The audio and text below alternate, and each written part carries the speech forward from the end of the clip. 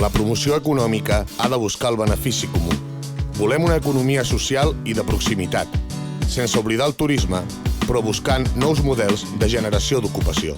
És urgent impulsar alternatives laborals per evitar l'evident conversió de Blanes en ciutat dormitori, com per exemple, ajudant els treballadors i treballadores que vulguin autogestionar els seus centres de treball en risc de tancament. Habilitaremos una bolsa de prácticas entre ayuntamiento y empresas para facilitar la entrada de jóvenes al mercado laboral.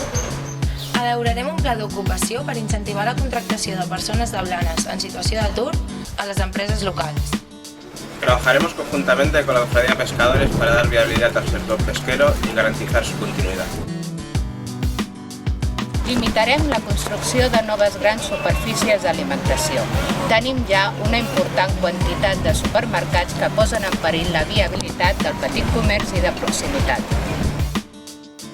La lluita contra l'atur i la precarietat és bàsica per a construir un poble cohesionat i en futur. Volem un Blanes que mantingui la seva tradició turística, però on aquesta no sigui l'única sortida laboral. Recuperem el treball digne, recuperem Blanes.